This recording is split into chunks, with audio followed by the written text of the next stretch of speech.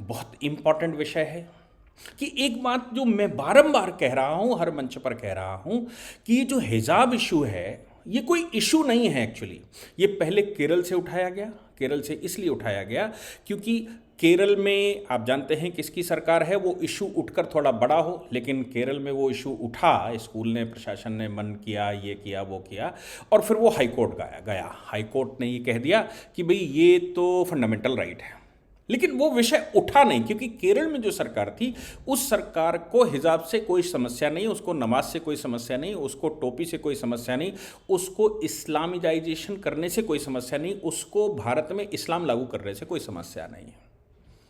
लेकिन ये विषय कर्नाटक में इसलिए उठाया है क्योंकि वहां भारतीय जनता पार्टी की सरकार है, और भारतीय जनता पार्टी की सरकार का मतलब ये होता है कि वो निश्चित रूप से भारत को इस्लामिक कंट्री नहीं बनने देंगे, ये उनका संकल्प है। और संकल्प इस बात का ले रखा है कि हिंदुस्तान को हम एक अक्षुण्ण सॉवरेन कंट्री बनाकर रखेंगे, अक्षुण्ण देश बनाकर रखेंगे, और जैसा वैभव होना चाहिए वैसा वैभव हम पहुंचाकर रखेंगे। इसलिए कर्नाटक के स्कूलों में ये प्रतिरोध होना स्वाभाविक था। हाईकोर्ट मामला चला गया, लेकिन हाईकोर्ट में लिस्पेंडेंस होते हुए भी इतना सारा ड्रामा क्यों हो रहा है? उसका ड्रामा इसलिए हो रहा है क्योंकि उसका प्रभाव उत्तर प्रदेश में डालना है। उत्तर प्रदेश में ये निश्चित है कि जो मुस्लिम महिलाएं हैं उनका वोट परसेंटेज में कितना भी मान के चलूं, अगर हम ये मान के चलते हैं कि 20% वोट हैं, 20% में 10% महिलाएं हैं, यानी कि 10% महिलाएं, 16 करोड़ वोटों में 1,60,00,000 महिलाएं मुस्लिम महिलाएं हैं। 1,60,00,000 मुस्लिम महिलाओं में मैं ये कहूं कि 50% वोट डालेंगी तो लगभग पौन करोड़, 75 लाख से 80 लाख वोट महिलाओं का पड़ने वाला है भारतीय जनता पार्टी को। तो अब उनकी आस्था है क्यों आखिर? आंकड़ों पर जरा ध्यान दीजिए तो समझ में आएगा। आंकड़ा यह है कि लगभग 1.25 करोड़ सिलेंडर, गैस के सिलेंडर सरकार ने मुफ्त दिए हैं। उत्तर प्रदेश में वोट टोटल कितना है? 16 करोड़ वोट है। 9 करोड़ के लगभग वोट पड़ता है, और 50% वोट जिस पार्टी को मिलता है वो सरकार बना लेती है, और फुल बहुमत से सरकार बना लेती है। 50% से ऊपर वोट मिल जाएगा तो पूरे बहुमत से सरकार बन जाएगी। अब 50%, 9 करोड़ वोट में से 50% का मतलब हो गया 4.5 करोड़, और 4.5 करोड़ वोट में आप सोच कर देखो कि 4.5 करोड़ वोट में 75 लाख वोट अगर मिल जाए, और मैं ये कहता हूं कि 1.25 करोड़ सिलेंडर का मतलब ये होता है, सिर्फ 1.25 करोड़ सिलेंडर का मतलब ये होता है कि एक परिवार में 4-5 व्यक्ति होंगे तो वोट तो हो गया पूरा ना। फिर लगभग 2 करोड़ शौचालय, तो आप समझ सकते हैं कि मैं कहूँ शौचालय वाला, चलिए छोड़िए, 15 करोड़ लोगों को जो सरकार चावल दे रही है, गेहूं दे रही है, अनाज दे रही है, या तेल दे रही है, या और तमाम तरह की चीज़ें दे रही, उसको भी हटा दीजिए। 15 करोड़ अगर वो सब 15 करोड़ लोगों को दे रही है, उसमें से 8 करोड़ 7 करोड़ वोट होगा तो फिर वैसी सरकार बनने वाली है। तो जब हम 1.25 करोड़ सिलेंडर देकर आए हैं, हम ये कहते हैं कि हमने लाखों की संख्या में मकान बनाए हैं, हम ये कहते हैं कि करोड़ों लाखों की संख्या में मुद्रा योजना का लाभ हमने दिया है, हम ये कहते हैं कि हमने उज्ज्वला योजना के साथ बिजली के फ्री कनेक्शन पूरे उत्तर प्रदेश में, जहां लाइट का टिमटिमाती नहीं थी वहां लाइट जल रही है, और जिनके पास पैसे नहीं थे उनको कनेक्शन भी लगा कर दिया। ऐसे लाखों की संख्या में है, करोड़ों की संख्या में हो सकते हैं। तो आप सोच कर देखो कि जितने बेनिफिशियरी, मैं नहीं कहता उनका परिवार वोट डाले, मैं नहीं कहता, घर में कोई व्यक्ति राशन से प्रभावित है, कोई व्यक्ति गैस के सिलेंडर से प्रभावित है, कोई व्यक्ति मकान से प्रभावित है, सरकारी 5 लाख से ऊपर नौकरियां, 3 लाख से ऊपर कॉन्ट्रैक्ट की नौकरियां जिनको बिना पैसे की मिली हों। आप सोच कर देखो, 5 लाख बच्चों को जिनको नौकरियां, सरकारी नौकरी बिना 1 रुपया खर्च करे मिली हो, उसका परिवार और उसके नाते रिश्तेदार और उसका गांव ये ब्रांड एम्बेसडर बनता है। इसलिए सरकार तो अपने आप बन रही है। अब जो मिसमैनेजमेंट की बातें अक्सर लोग करते ही हैं, तो देखिए ये इसको समझने की कोशिश करते हैं। किसी भी एक विधानसभा में मैं ऑन एन एवरेज मान के चलूँ 5 बड़े कैंडिडेट मांग रहे होंगे भारतीय जनता पार्टी से टिकट।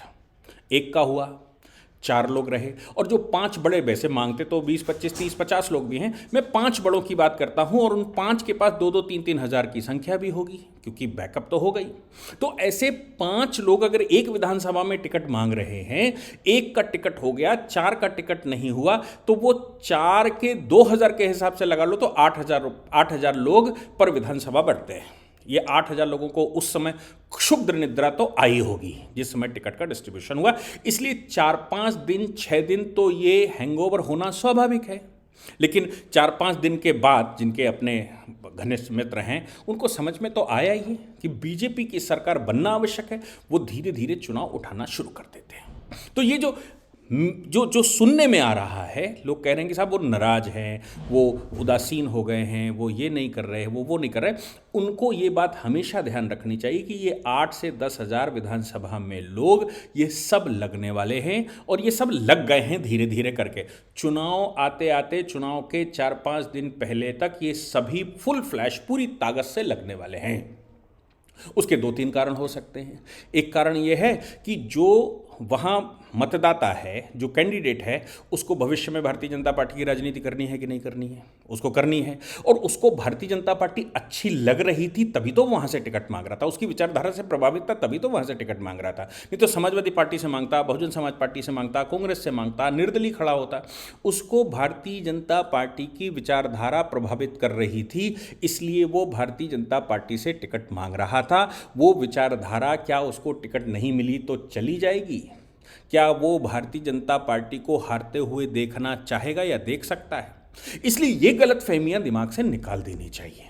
एक और बहुत इंपॉर्टेंट बात जो हमको सबको ध्यान रखनी चाहिए, लोग अक्सर, मैंने देखा है कि इस तरह की चर्चाएं हर चुनाव में होती हैं। इस चुनाव में कोई नई बात नहीं है, हर चुनाव में इस मैनेजमेंट है। देखिए, कैंडिडेट के ऊपर सब लोग आशा लगाते हैं क्योंकि वो दूल्हा होता है, लेकिन कैंडिडेट के ऊपर जो आशा लगाकर आप बैठते हैं, वो कैंडिडेट खुद में दूल्हा होता है। दूल्हे को पता नहीं होता कि उसको क्या पहनना है, क्या ओढ़ना है, कैसे करना है, क्या करना है, कब करना है। उसकी चुनाव मैनेजमेंट कमेटी होती है। चुनाव मैनेजमेंट कमेटी कहती है इसके घर जाना तो वो उसके घर चला जाता है, यहाँ चलना है तो उसके घर चला जाता है। मैंने लॉ कॉलेज में कानपुर में 8 पदाधिकारी दिए हैं लगातार 8 वर्ष तक अपने स्टूडेंट्स को, जो मेरे फॉलोवर्स थे। उसमें 7 महामंत्री और 1 अध्यक्ष है। मैं जानता हूं कि कैंडिडेट को नहीं पता होता कि वो कहां लड़ने जा रहा है। उसको तो जो मैनेजमेंट है वो लेकर जाता है, जो पहले से लोग तैयारियां करके बैठते हैं, जो अनुभवी लोग होते हैं वो लेकर जाते हैं, वो मैनेजमेंट होता है। तो अब मुझे उतना महत्व तो नहीं दिया गया। ये संभव है कि आपस में हम एक दूसरे से के साथ बहुत परिचय ना हो, या एक दूसरे को हम सोचते हैं कि मैं ही कर लूँगा। ये आपने एक चक दे इंडिया मूवी देखी होगी। हर व्यक्ति को लगता है कि मैं अकेले, जो टीम है वो उसको लगता है मैं अकेले गोल कर दूंगा, और इसके चक्कर में पिछड़ रहे होते हैं, टीम वर्क नहीं दिखता। ये होता है, लेकिन जिस समय चुनाव नज़दीक आता है वो सब टीम मैनेज हो जाती है, टीम वर्क दिखने लगता है। इसलिए ये जो मैनेजमेंट नाम की चीज़ है वो उतने लोगों को मालूम है जो मैनेजमेंट को, चुनाव के मैनेजमेंट को जानते हैं। अब हमारे पास चूंकि चुनाव मैनेजमेंट के लिए दूसरी पार्टियों पर 2-4 लोग हैं, हमारे पास सैकड़ों लोग हैं चुनाव मैनेजमेंट को लेकर। इसलिए वो सैकड़ों लोग अभी हम टीम बनाकर काम कर रहे हैं, उनमें कुछ कम ज़्यादा महत्व तो किसी को हो सकता है, जिसके परिणाम स्वरूप उसको ये समझ में आ सकता है कि भाई हमारा उपयोग नहीं कर रहे, मैं उपयोगी हूँ, या उनका उपयोग नहीं कर रहे, वो उपयोगी हैं, या फला का उपयोग नहीं हो पा रहा, वो बहुत उपयोगी हैं। ये सब बातें दिमाग में, मस्तिष्क में आ सकती हैं, लेकिन इसका मतलब ये नहीं है कि उनका उपयोग नहीं हो रहा, फुल फ्लैश नहीं हो पा रहा, मेरी नज़र में नहीं हो पा रहा, लेकिन वो अपनी अपनी नज़र में, चूंकि भारतीय जनता पार्टी को चाहते हैं, चूंकि उत्तर प्रदेश को वो केरल नहीं बनाना चाहते, उत्तर प्रदेश को बांग्लादेश नहीं बनाना चाहते, उत्तर प्रदेश को बंगाल नहीं बनाना चाहते, उत्तर प्रदेश को वो कश्मीर नहीं बनाना चाहते, उत्तर प्रदेश में जो प्रोग्रेस, जो विकास की बयार चल दी है पिछले 5 वर्षों में, उसको कंटिन्यू रखना चाहते हैं, तो निश्चित रूप से वो आपके साथ हैं। उन पर अविश्वास करने का कोई कारण नहीं है, वो साथ हैं। महत्व कम ज़्यादा हो सकता है, और जितना हम सब कैंडिडेट वो नहीं कर सकता, हम सब की दायित्व बनता है कि हम उनको सबको एक्टिव करें, और एक्टिव करें, एक्सप्लोर हो जाए। इसलिए जब हम 2.25 करोड़ सिलेंडर की बात करते हैं, तो उनके घर में अगर 4 वोट भी हम मानकर चलते हैं, तो आप समझ लीजिए 7 करोड़ वोट हो गया, और जीतने के लिए सिर्फ आपको 4.5 करोड़ वोट चाहिए होता है उत्तर प्रदेश में सरकार बनाने के लिए। इसलिए बेनिफिशरीज, केवल बेनिफिशरी और उनके परिवार के लोग आपको साइलेंट वोट डालने वाले हैं। वो चिल्लाकर वोट नहीं डालता, वो कहीं रोड पर नहीं आता, वो मैनेजमेंट के पास नहीं जाता, चुनाव आयोजन समिति के पास नहीं जाता, किसी जगह पर वो जनसभाओं में नहीं जाता, लेकिन वो साइलेंट वोटर है जिसको मिल गया है। जो लोग वादा कर रहे हैं वो पता नहीं कर पाएंगे कि नहीं कर पाएंगे। जो पार्टी सत्ता में है उसने कर दिखाया है, उसने टैबलेट बांट दिए हैं, उसने गेहूं चावल बांट दिया है, उसने वैक्सीन लगा दी है, उसने हाईवेज बना दिए हैं, उसने जो छोटे रोड्स हैं वो बना रहे हैं, गांव की ग्राम सड़क बना रहे हैं, वो एक्सप्रेसवे बना रहे हैं, ये सब काम चल ही रहे हैं। बिजली आपको मिल ही रही है सही से, पानी की व्यवस्था आपके लिए हो रही है। आपको मनरेगा जैसी योजनाएं, अगर मैं उनको बहुत अच्छा ना कहूं तो भी उनमें आपको काम मिल रहा है। कोई प्रदेश में अभी भूखा नहीं मरा, कोई भूखों सोया नहीं उत्तर प्रदेश में, इतने बड़े कोरोना महामारी के बावजूद। क्या ये कम बड़ी उपलब्धि नहीं है? भारत एक ऐसा देश है जिसके कहते हैं कि जिसका नमक खाया है वो उसके साथ नमक हलाली नहीं करता। मैं वो शब्द नहीं इस्तेमाल करना चाहता, लेकिन ये बात निश्चित है कि जिस सरकार ने, जिन लोगों ने चिंता की है लोगों की, उन लोगों के प्रति अविश्वास नहीं हो सकता।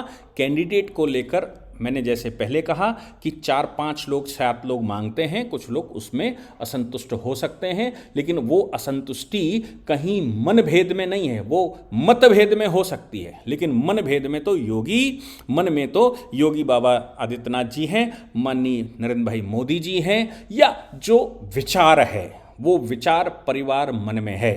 इसलिए किसी भी प्रकार से आप ये मत सोचिए कि सरकार में किसी प्रकार की कमजोरी आ रही है। मैं कहता हूं पिछली बार 312 आई थी, इस बार उसका रिकॉर्ड 100% बहुत बड़े स्तर पर टूटेगा और इसको कोई रोक नहीं सकता। मैंने आपको गणित बता दी है, उस गणित को ध्यान में रखिए। सिर्फ मैनेज करना आपका काम है, लोगों को वोट निकालकर केवल पोलिंग बूथ तक ले जाना है, वो अपने आप वोट देगा। वो असहाय है तो उसको गाड़ी की प्रोवाइड करवाना है, वो जानकार नहीं है, उसका वोट कट गया है तो उसका वोट बनवाना है, और उसको ये बताना है कि आप कैसे वोट करेंगे। बस इतनी से काम अगर हम सब कर लेंगे तो फिर कोई इस सरकार को रोकने वाला नहीं है। चाहे इस सरकार को हटाने के लिए कोई दुबई से चल दिया हो, चाहे कोई यूएई से चल दिया हो, चाहे केरला से चल दिया हो, तमिलनाडु से चल दिया हो, यूरोप और अमेरिका से चल दिया हो सरकार गिराने के लिए 50,000 रुपये खर्च करके, लेकिन वो सरकार को छू भी नहीं सकता। इतना आगे सरकार बढ़ चुकी है, इतना आगे काम कर चुकी है। इसलिए मेरा आप सबसे अनुरोध है कि केवल ध्यान देना है वो ये है कि हमारा सारा वोट निकलकर पोलिंग बूथ तक पहुंच जाए, और जिसका वोट कट गया हो, किसी प्रकार से न रहा हो, उस वोट को बनवा लिया जाए बस। और संपर्क, इतना काम हम कर लें